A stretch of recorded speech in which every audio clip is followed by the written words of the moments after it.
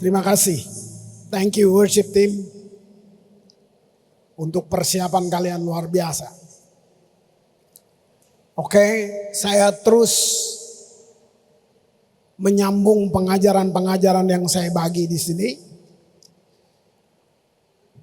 Bahwa dalam Alkitab, kalau saudara temukan istilah dibilang orang-orang kudus, itu siapa sih?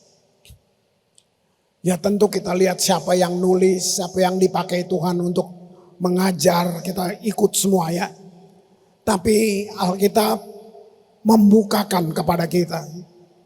Istilah orang kudus itu mengacu kepada semua kita yang sudah percaya pada Yesus. Itu. Mungkin ada beberapa saudara kayak gelisah, masa sih saya kudus?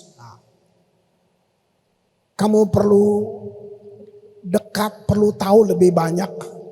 Bukan pengetahuan. Kalau pengetahuan nanti dia kasih informasi tentang ketidakmampuan kamu. Gak mungkin, mustahil, itu dia. Tapi ada satu di atas pengetahuan. Gitu. Nah hikmat, iman itu bergandengan saudara. Kalau kamu benar percaya, kamu baca firman gak berhenti di huruf. Tapi dibilang huruf itu mati. Tapi roh menghidupkan. Jadi kalau kamu hidup, kalau kamu benar lahir baru, dia menghidupkan huruf-huruf mati itu. Sehingga kamu gak perlu cemas, kamu gak goyang, kamu gak, apa benar saya orang kudus? Gitu. Kenapa saudara? Karena bukan kita yang membuat penetapan ini. Saya nggak bisa menetapkan itu buat diri saya. Tidak seorang pun yang berhak menetapkan dirinya sebagai orang kudus. Gak bisa. Nah itu yang saya bilang kita bisa goyang. Saya gembala, tapi saya nggak bisa menetapkan diri saya sebagai orang kudus. Dengar, ini yang Alkitab bilang. Tuhan adalah satu-satunya pribadi yang punya hak untuk mengatakan bahwa seseorang kudus di matanya. Tanpa memperdulikan apa yang dia raih. Bukan karena saya gembala terus saya lebih kudus dari kamu. Tuhan yang harus bilang, siapa kamu Kris? Nah di sini saudara bisa lihat berarti gini, nggak ada satu manusia yang bisa tepuk dada, bisa merasa dia lebih baik dari yang lain. Yang saudara mesti terima cuma satu, fakta siapa kamu dengan dia, kamu mesti kenal bagaimana dia lihat kamu. Kamu sudah tahu belum siapa kamu dengan dia? Kalau kemarin saya buka Wahyu pasal 4. Saya mau lanjutkan Wahyu pasal 5 hari ini. Wahyu 5. Dalam kitab Wahyu, kalau saudara senang baca, dimulai dengan, jadi ini Yohanes dibuang saudara. Dia sendiri, gak ada teman. Gak ada umat, gak ada Casey, gak ada kelompok selnya. Dia sendirian. Secara akali, saudara mesti tahu menderita kan. Di pulau yang kering tandus, yang namanya Patmos. Sekarang berapa tur-tur ke Israel ada sampai ke Patmos. Tapi kita lihatnya sekarang, coba mundur 2000 tahun lalu. Kayak apa? Sendiri. Harusnya dia susah menderita. Mungkin. Menikmati aja deh. Tapi kalau saudara baca mulai dari Wahyu pasal pertama. Di situ dia bilang gini. Aku dipenuhi dengan roh. Itu awalnya.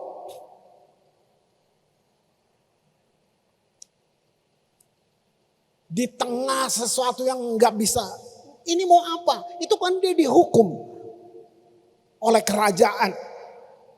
Lalu dibuang ke sana. Karena dia memberitakan Injil, karena dia merubah orang-orang jadi percaya. Dia dibuang.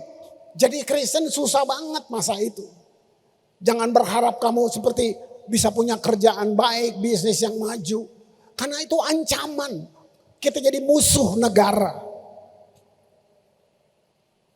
Nah dia dibuang. Tapi luar biasa, masih pasal 1 udah dibilang, aku dipenuhi dengan roh.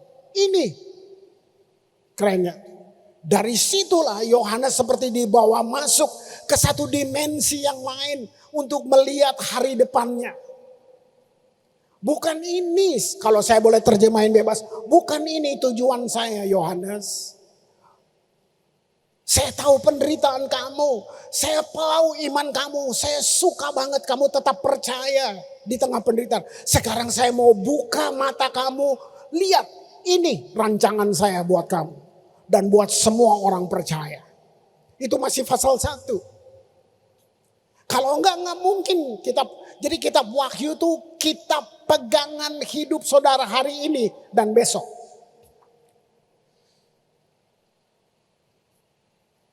Nah sekarang saya masuk di Wahyu 5. Di alam itu, di dimensi itu, ini yang dilihat. Di pulau yang tandus itu, dia lihat ini. Ayat 9. Dan mereka, bayangin, mereka berarti kan Yohanes sendirian. Tapi dia masuk di dimensi yang luar biasa itu. Yang tak terbatas. Mereka menyanyikan satu nyanyian baru katanya. Engkau layak menerima gulungan kitab itu. Dan membuka meterainya. Karena engkau telah disembelih. Dan dengan darahmu engkau telah membeli mereka bagi Allah dari tiap-tiap suku dan bahasa dan kaum dan bangsa. Ayat 10. Ya. Luar biasa. Dan engkau telah membuat mereka menjadi satu kerajaan dan menjadi imam-imam bagi Allah kita. Dan mereka akan memerintah sebagai raja di bumi. Gitu. Lihat, di sini saya mau jelaskan. Lihat, Tuhan mau semua orang harusnya selamat. Saya nggak bosan ulang ini. Yang menentukan itu kehendak bebas kamu dan saya.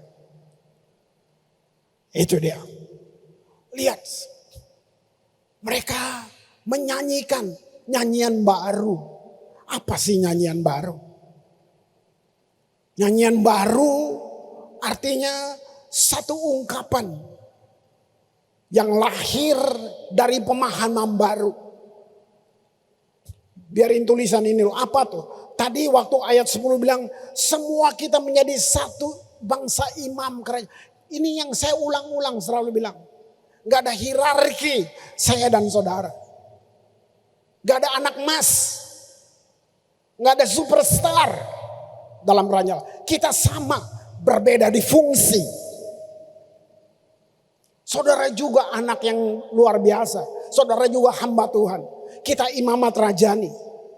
Ini pemahaman baru akan masa depan yang diwahyukan. Itu nyanyian baru. Gitu. Lalu dalam satu persetujuan, kekaguman, kehormatan. Jadi kalau saudara mengerti cara kamu berekspresi waktu kita memuji dan menyembah itu penuh pengertian pribadi kamu. Makanya enggak ada worship leader memotivasi orang-orang untuk enggak ada. Itu budaya yang kita bangun di sini.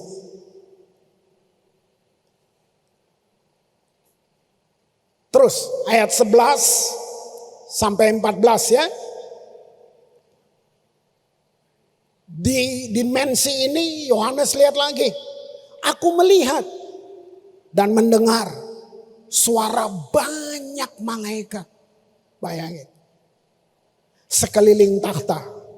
Makhluk-makhluk dan tua-tua itu jumlah mereka berlaksa-laksa dan beribu-ribu laksa. Billion. Artinya tak terhitung. Sebelum saya terusin, di ayat sebelumnya dikasih alasan oleh darahnya. Berarti Paskah itu wow, pentingnya ampun. Kematian itu penting banget. Kebangkitan, finish, menang. Sehingga kita bisa dapat ayat ini. Terus ayatnya. Katanya dengan suara nyaring. Anak domba yang disembelih itu layak untuk menerima kuasa dan kekayaan dan hikmat dan kekuatan dan hormat dan kemuliaan dan puji-pujian. Wow. 13. Bukan tadi dia lihat, sekarang dia bilang, aku mendengar.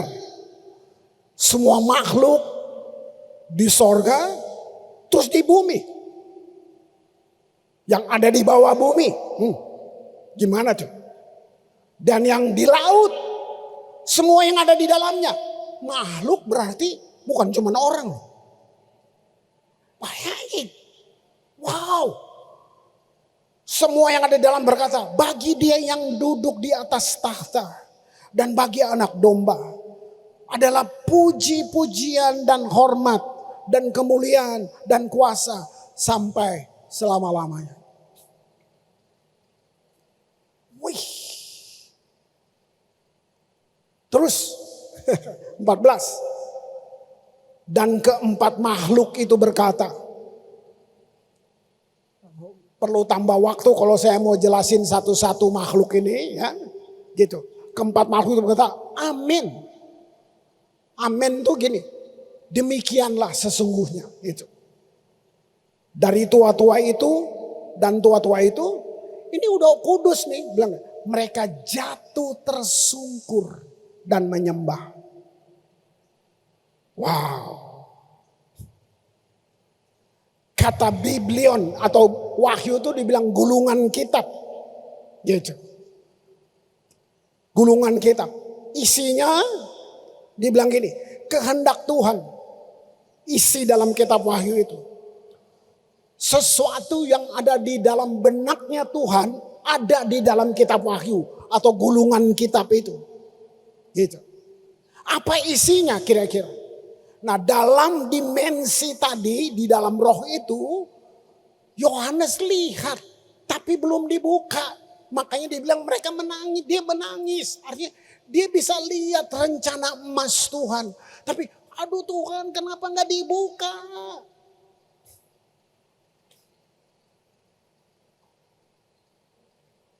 Kalau kamu ada dalam dimensi itu, kalau kamu dan saya benar-benar hidup dengan Tuhan, kamu dibukakan hal-hal yang orang lain gak lihat.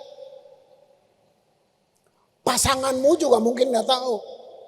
Karena kan kita gak bisa bikin seragam cara kita dengan Tuhan.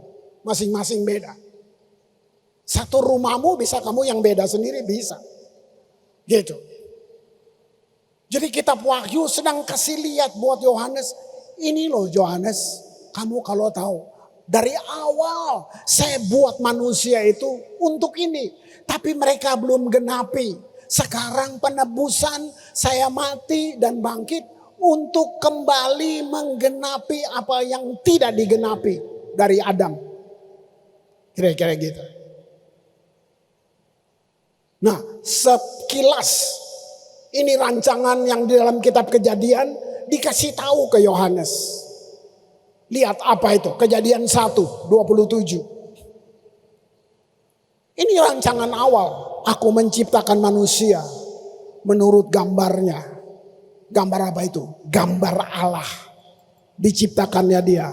Laki-laki dan perempuan diciptakannya mereka. Artinya gini. Tuhan atau Allah ciptakan manusia bukan karena dia kesepian. Nih. Tapi karena dia mau lihat gambarnya. Tiap Tuhan lihat kamu, dia lihat gambarnya di kamu.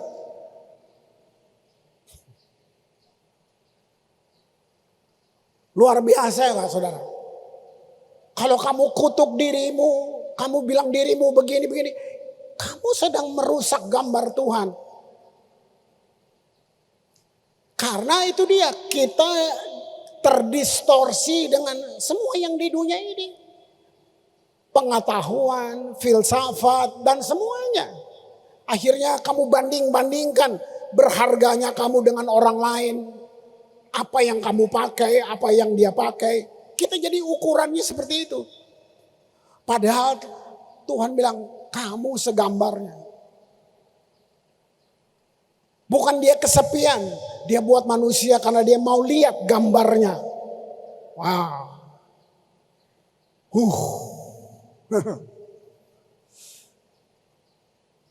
Luar biasa kan? Jadi gini. Manusia kita bukan produk seleksi alam semesta. Yang jutaan tahun. Kan itu para filsafat suka ngomong gitu, kita percaya lagi. Tapi semua kita, manusia itu seleksi Allah. Satu seleksi ilahi. Ini rancangan awalnya. Lihat ayat 28, Kejadian 1. Ayat 28. Allah memberkati mereka. Lihat itu. Itu rancangan awal. Lalu berfirman, beranak cuculah. Bertambah banyaklah. Penuhi bumi. Itu rancangan awal. Taklukan itu. Berkuasalah atas ikan-ikan di laut. Burung-burung di udara. Atas segala binatang yang merayap di bumi. Artinya kamu bukan hanya segambar. Kamu punya otoritas. Jadi Tuhan, saya tangkap pelan-pelan. Tuhan membatasi dirinya waktu dia kasih otoritas buat kamu. Dia nggak main ikut campur.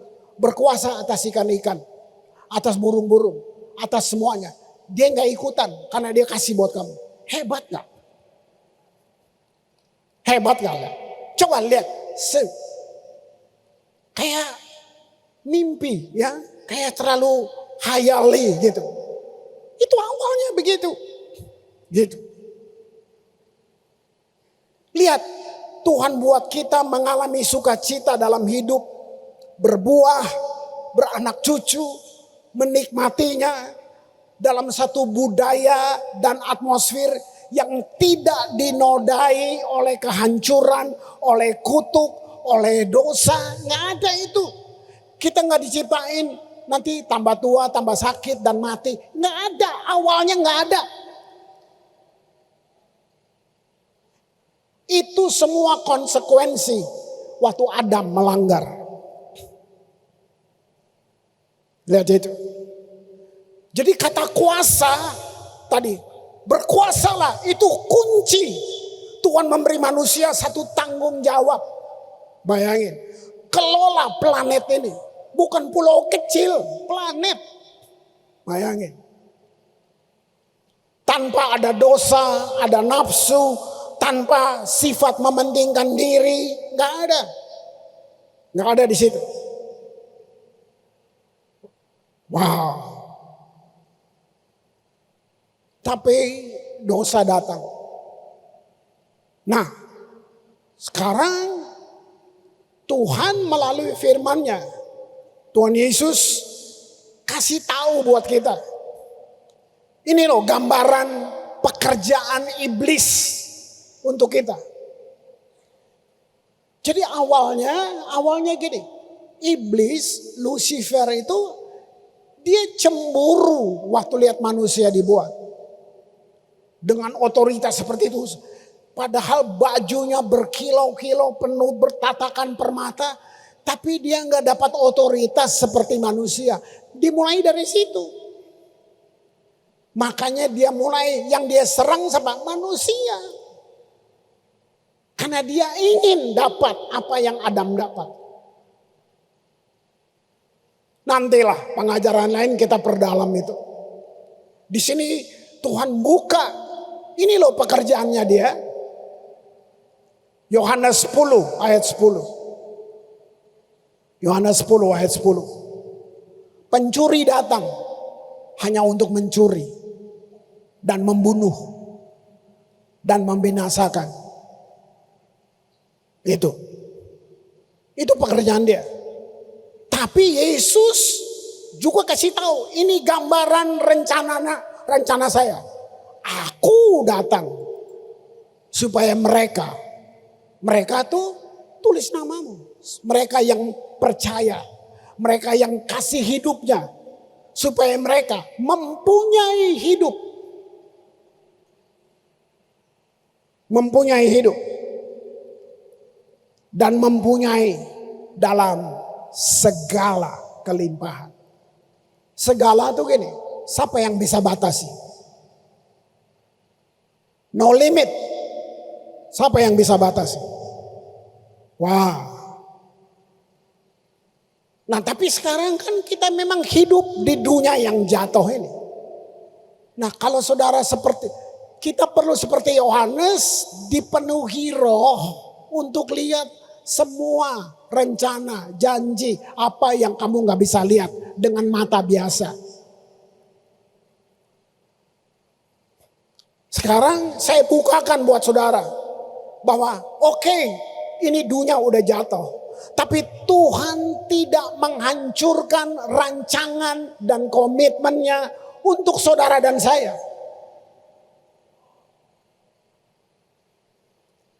Yang mana? Yang percaya. Yang mempersembahkan hidupnya. Saya akan ulang-ulang mengingatkan ini. Persembahkan hidup. Gak bisa ditukar dengan uang.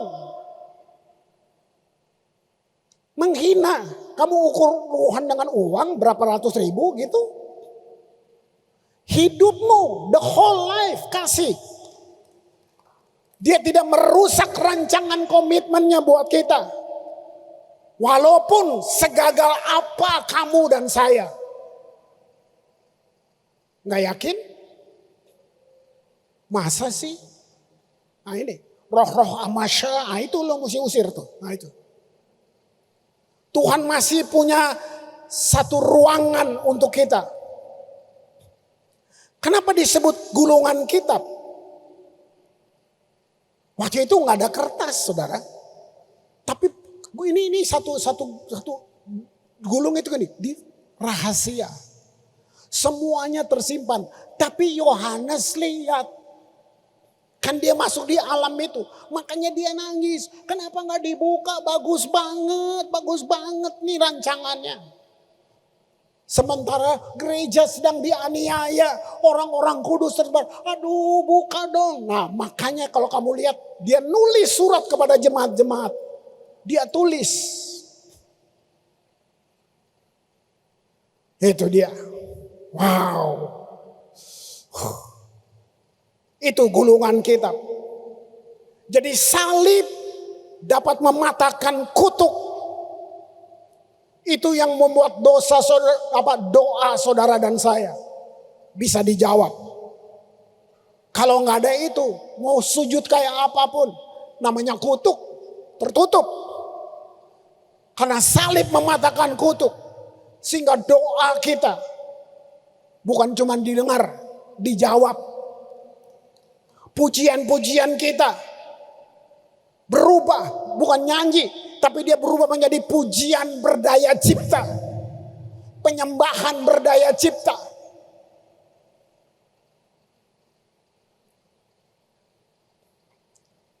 Kemarin kumpul semua hamba-hamba Tuhan GBI. Saya cuma tiba-tiba ingat aja. Tuhan di dalam penebusannya ini janji Tuhan. Tanda-tanda ini menyertai orang percaya. Saudara mestinya gelisah. Saya pengen ngalamin. Bukan cuma dengar khotbah. Tanda-tanda menyertai orang percaya. Kamu bisa bangkitin orang mati. Dibilang gini, minum racun maut. Nggak mempan. Lu minum kopi aja ke dokter. Padahal itu bukan racun.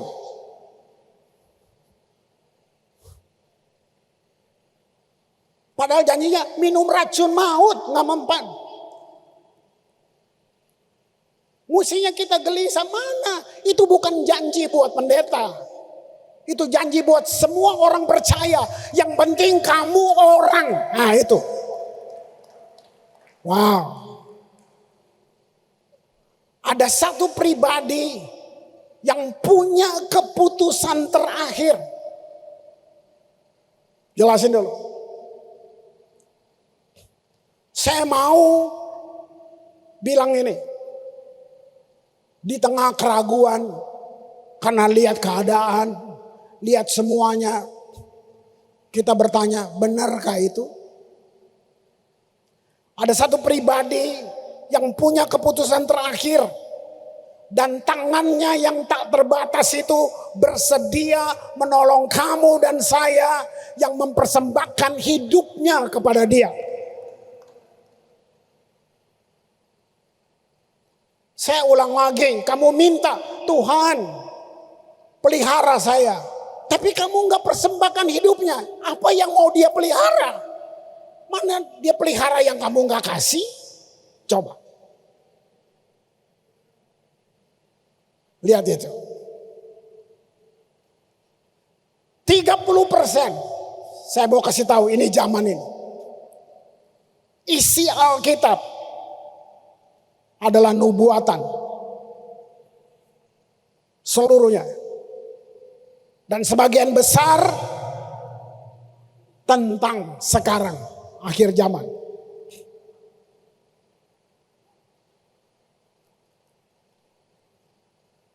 Keadaan nggak enak. Berbagai angin pengajaran saya udah singgung. Ada, saya nggak takut, nggak perlu gelisah. Yang saya selalu berpikir, mempersiapkan diri supaya yang saya ajar benar. Semua di sini yang mengajar, ya saudara lihat dia udah senyum-senyum di atas. Semua mempersiapkan, gak main-main saudara. Jangan sampai kita salah ngajar. Tapi ini keadaannya akhir zaman. Saudara dengar, lagi heboh sekarang Kristen progresif. Jangan, itu gak ganggu. Saya mesti lawan dengan ajaran yang benar. Nah hari ini saya mau kasih lihat. Yang lalu saya singgung kita ada dalam dekade yang menentukan. Nanti saudara tafsir sendiri, renungkan sendiri. Kita perlu kayak Yohanes ada di alam spiritual. Supaya dibukakan. Wahyu itu apokalips. Artinya gini, diungkapkan itu wahyu. Setiap kamu bisa diungkapkan. Mengalami apa yang Tuhan mau ungkapkan buat kamu. Bisa. Nah semua saudara hidup. Kita bilang ini waktu saya, kamu bikin jadwal, kamu bikin semuanya. Saya mau kasih tahu apa yang saya kemarin saya perkaya dia. Ada namanya agendanya Tuhan. God's timetable. Nah, di dalam ini, dalam hidup di dunia, Alkitab menjelaskan ada 3 bentuk waktu. Kita hidup dalam 3 bentuk waktu. Waktu yang pertama disebut waktu dalam bentuk kronos. Itu istilah Yunani. Kronos. Kata kronologis itu dari sini. Kronos itu 1 kali 24 jam. Kita hidup dalam waktu kronos. Hari, minggu, bulan, tahun, abad, semua. Itu kronos. Hari ini kamu ulang tahun, bulan depan sini. Itu kamu sedang hidup dalam waktu kronos. Di luar Yesus, orang pikir hidup cuma 1 bentuk waktu. Hanya kronos. Makanya mumpung masih hidup, buat aja apa yang kamu suka. Karena habis itu mati, selesai. Ada orang yang gak takut kok. Dulu-dulu saya suka nakutin orang memang. Kamu tahu nggak kalau mati kemana? Dia yang ketawa. Nggak banyak, tapi ada yang gitu jawabin saya. Sosok pengen jadi pahlawan, mau cerita buat dia. Dia bilang, Chris. Itu kan agama, Chris. Mati mah, hidup mati. Itu sama kayak piring pecah, ya udah. Makanya mumpung masih hidup, bikin apa aja yang kamu suka. Kalau udah mati kan gak bisa lagi. Aduh, lihat ya. Nah itu kronos. Alkitab bilang kita gak hidup di bentuk itu aja. Ada waktu dalam bentuk kedua. Namanya kairos. Apa tuh kairos? Kairos itu kalau terjemahannya ketika Allah melawat kita, itu kairos. Tadinya kamu gak tahu Tuhan, kamu hidup dalam waktu kronos. Tiba-tiba dalam perjalanan kamu ngalamin Tuhan. Mungkin dengar khotbah. Tapi itu bukan karena pendetanya, pengkhotbahnya. Tapi itu Tuhan intervensi kamu. Itu yang bilang kronos.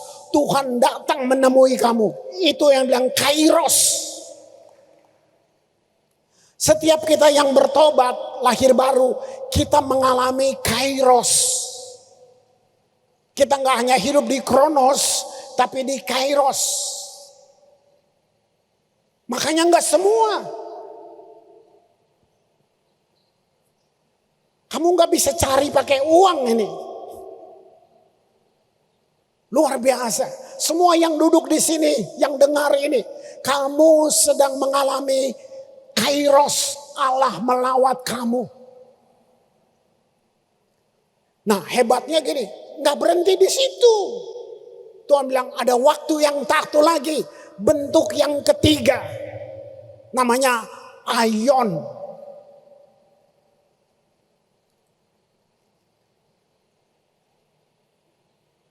Kronos, kairos, aion. Apa tuh aion? Aion tuh gini, everlasting, kekal. Kamu yang hidup di jamaah Tuhan, yang ngalamin kairos, kita dipanggil untuk masuk dalam aion kekekalan. Asik kan? Nah kekal ada dua. Kekal dengan Yesus dan kekal di luar Yesus. Itu. Wow. Mari. Perdalam lagi. Mari kita masuk. Saya mau jelasin waktu ini. Matius 20. Ayat 1 sampai 6. Waktu persiapan ini. Saya ingat. 30 tahun lalu.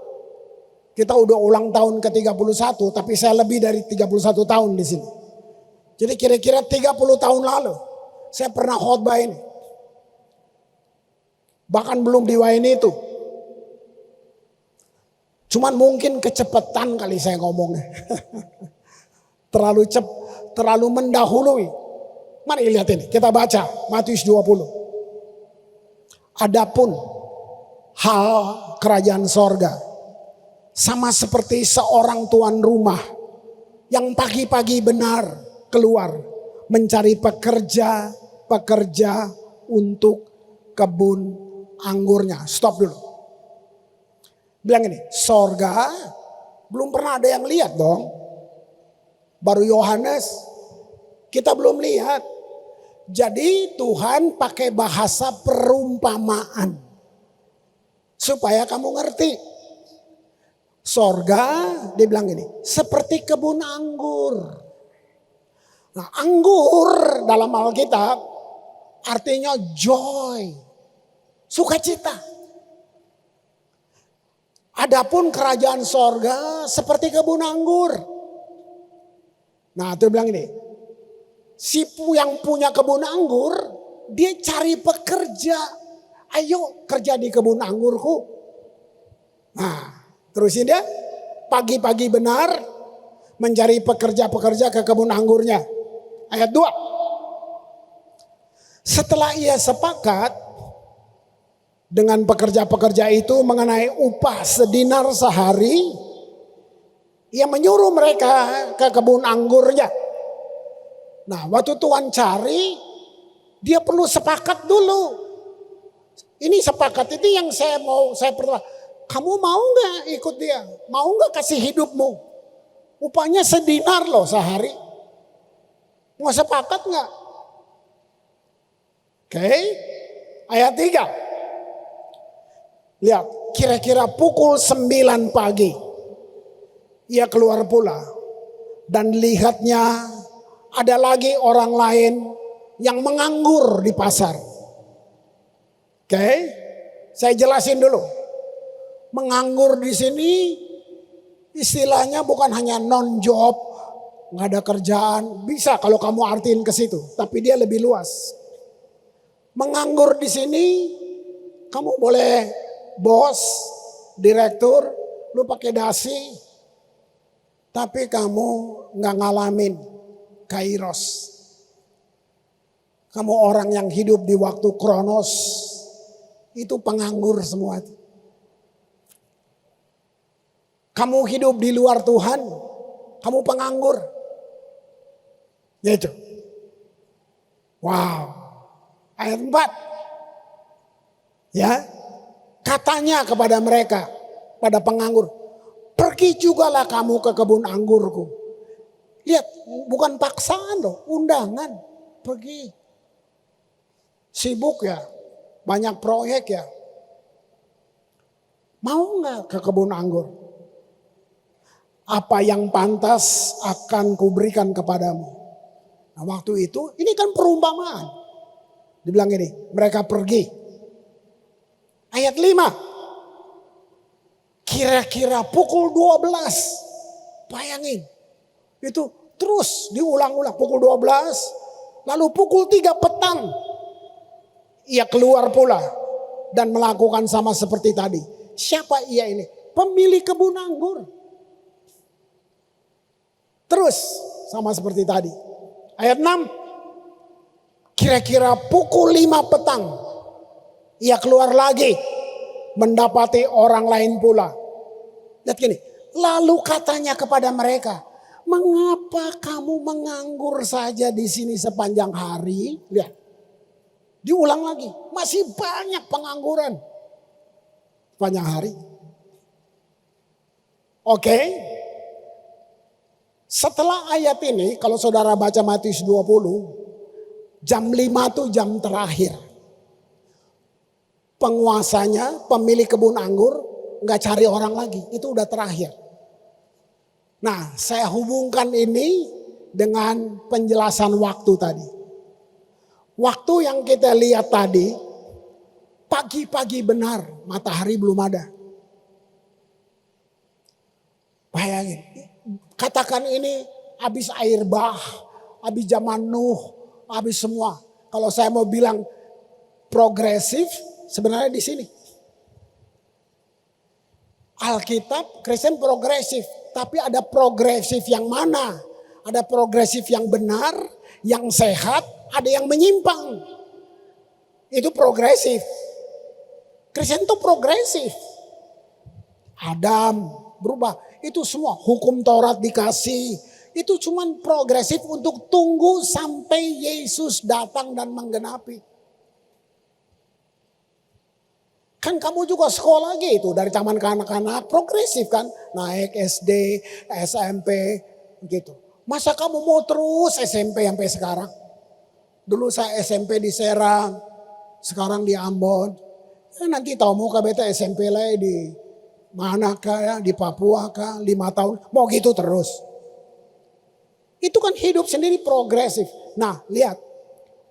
Pagi-pagi benar. Bayangin.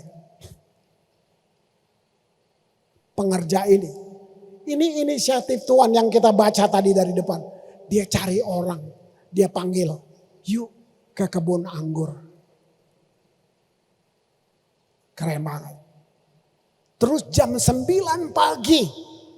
Nah itu dia. Matahari sudah ada. Nah ini bicara tentang Yesus sudah ada. Terang yang sesungguhnya datang ke dalam dunia. Sudah ada matahari. Yesus datang untuk ngapain? Semua saya ringkas di sini. Hanya untuk panggil orang. Yuk ke kebun anggurku. Lihat Yesus Tuhan. Tuhan progres. Aktif terus. Lalu jam 12 siang. Lihat itu. Pukul 12. Matahari panas. Mari saya kasih gambaran. Dosa manusia memuncak. Tapi Tuhan terus keluar. Lewat gereja. Lewat penginjil-penginjil sekarang. Lewat media. Semua hanya untuk panggil orang. Ayo ke kebun anggurku. Lihat nih udah panas.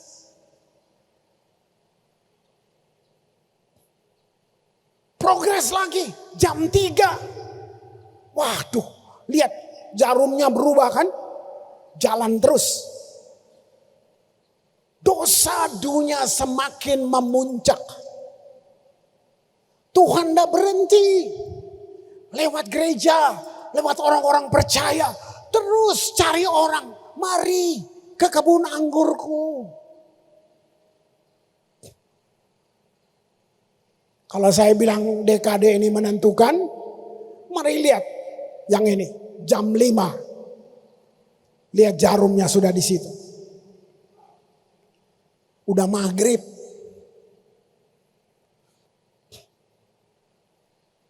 Gak enak buat nakut-nakutin. Ini udah mau kiamat. Gak usah ngomong gitu. Udah jam 5. Tapi mari. Dalam budaya Israel, Yahudi. Satu hari itu dihitung sampai jam 5 sore. Udah selesai. Jadi ini memang dekade terakhir. Udah jam 5. Dia masih cari. Ayo ke kebun anggurku.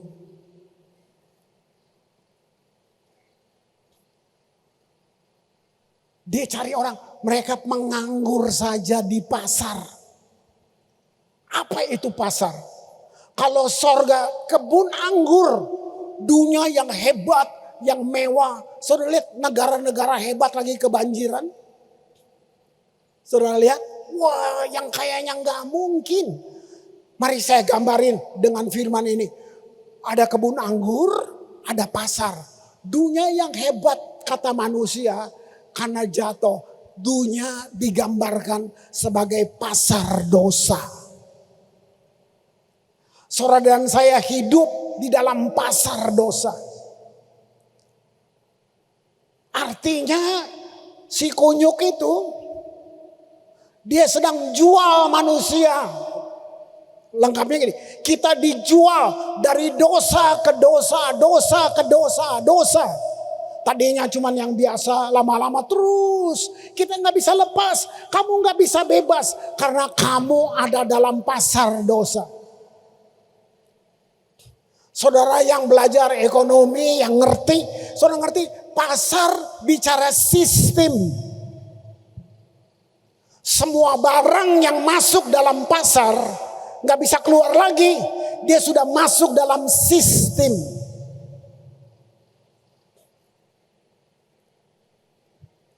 Gak ada tomat, kangkung, ikan udah sampai di pasar. Dia bisa keluar kalau ada yang bayar. Dibeli. Baru ikannya bisa keluar. Gak ada ikan di pasar. Ayo, betul kepanasan, betul mau balelai di laut. Saya yang bisa. Tomat gak bisa bilang, aduh gak enak, gue mau ke pohon. Gak bisa. Semua yang masuk dalam pasar, dia sudah ada dalam sistem. Mari kita lebih dalam. Siapa yang bisa bebas dari dosa? Lu mau pakai dasi? Mau rumah lu dari emas, kayak apa harta lu? Tahu nggak? Jam 5 pagi, dari pagi-pagi sampai jam 5. Yang punya kebun anggur pergi ke pasar. Tahun 82, Yesus ke pasar dosa. Lihat keris manusama. Seperti kangkung yang sudah gak laku, udah mau busuk, tomat busuk, udah tinggal dibuang. Saya gak bisa keluar dari situ. Coba mundur hidupmu puluhan tahun ke belakang. Dalam keadaan apa kamu? Dia datang. Dia beli saya dari pasar itu. Dia ambil saya kayak tomat busuk itu. Dia bayar dengan nyawanya. Dia bawa saya keluar dari pasar ke kebun anggurnya.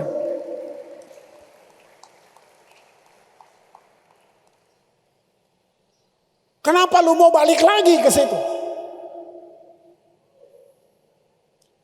Kita sedang hidup di masa yang paling immoral dalam sejarah manusia. Ini pasar dosa. Wow. Yesus yang bilang bahwa kedatangannya akan seperti zaman Nuh dan Lot. Itu dosa.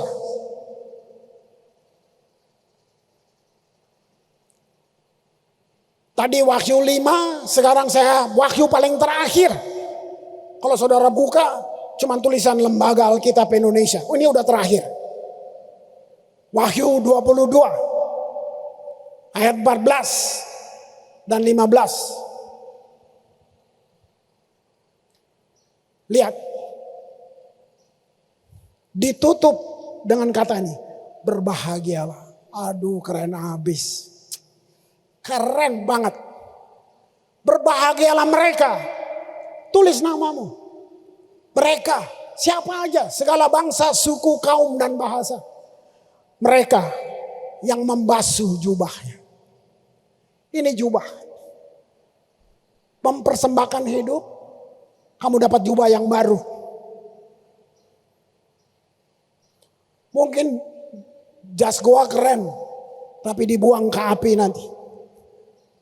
Yang membasuh jubahnya. Mereka akan memperoleh lihat, hak.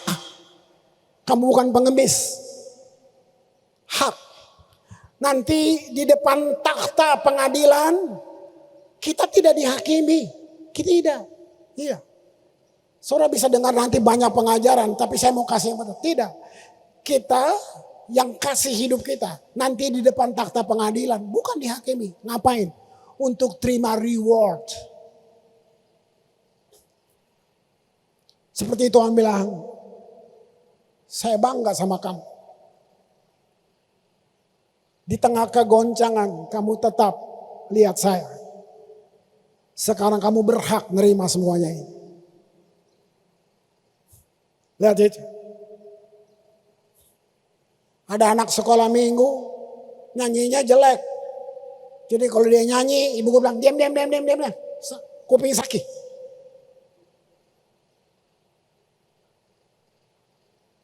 Ini cuman imajinasi. Nanti di sini semua orang kudus ada di situ. Saudara ada, saya ada.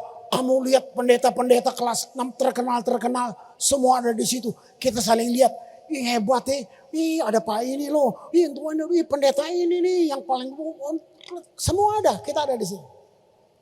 Tiba-tiba ada anak sekolah minggu itu ada di situ lagi. Ibu gurunya juga ada. Dia bilang, anak ini ada di sini.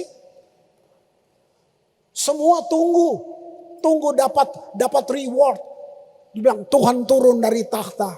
Tuhan lihat semua. Waduh, seperti orang. Dangke banyak. Aduh, kalian sekarang kita keluarga, apalah curahan hati. Tiba-tiba anak sekolah minggu nih, dia lihat gini, ini Tuhan yang ibu guru cerita nih kak. Dia lari ke depan. Semua orang bilang, ini siapa Pungana? Nah itu kan, kayak gitu kan, kita gitu kan. Ibu guru bilang, aduh di bumi dia masih kurang ajar, di sorga kurang ajar lagi. Dia lari, ini Yesus. Dia lihat Yesus gini. Di sini ada coklat, di sini ada donat. Dia lari. Di sekolah minggu ibu bilang, si jangan nyanyi, sakit, kuping sakit. Di situ dia nyanyi depan Yesus. Suaranya sama, masih jelek. Jesus love me. Yes, I know. Tuhan Yesus bilang gini. Kalian semua duduk di sini. Tunggu mahkota dari saya. Iya, saya udah janji. Tapi lihat, anak ini berdiri di sini. Bukan untuk mahkota. Dia berdiri di sini cuma mau bilang buat saya, Jesus love me.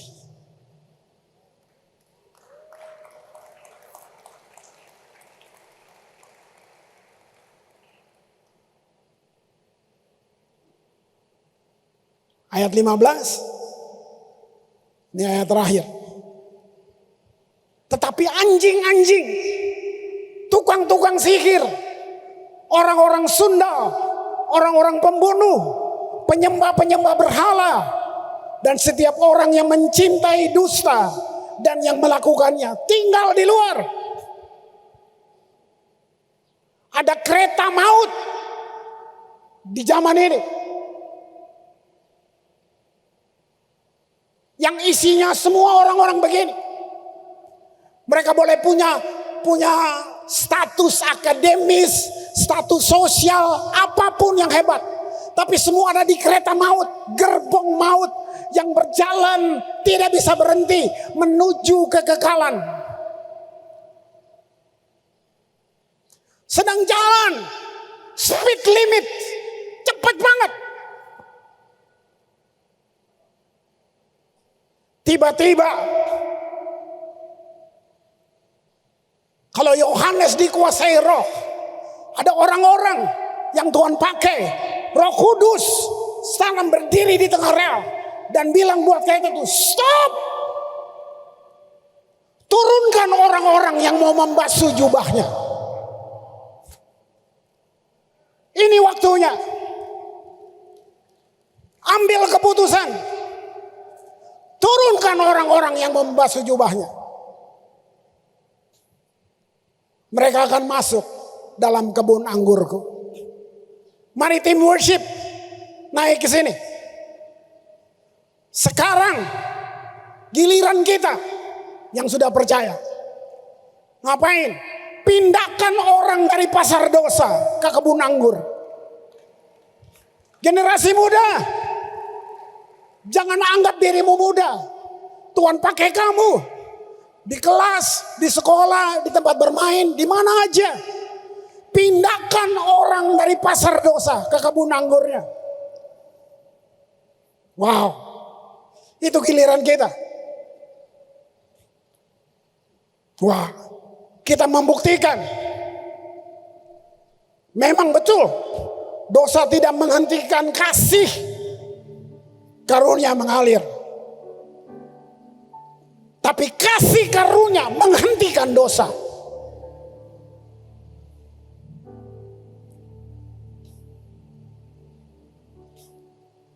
Saya habis kelas saya masih Juni baru berakhir.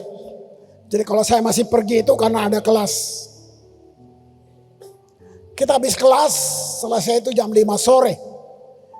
Jadi sama beberapa teman, aduh Pak Kris mau kemana? Ya gue sih maunya makan dulu deh. Pulang, supaya pulang tinggal tidur gitu. Kita duduk. Terus kita sama-sama dengar Rick Warren. Wah itu saya kagumin. Saya beli baca bukunya. Pendeta yang gereja terbesar di Amerika. Humbleness. Sederhana. Bahkan wah luar biasa lah. Dipanggil presiden. Wah udah hebat banget. Kita dengar. Nah saya catat statement ini untuk tutup ini. Dia bilang gini. Kasih lihat tulisannya. Wow. Ya. Tuhan memegang kendali tertinggi dan terakhir atas semua tujuan akhir. Nah, lihat tulisannya. Your number one purpose in life. Let God love you.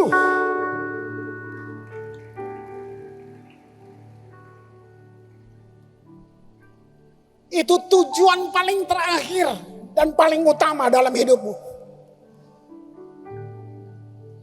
biarkan Tuhan mencintaimu. Kata ini nggak gampang, sangat sulit bagi orang-orang yang penuh dengan pengajaran Taurat. Sulit.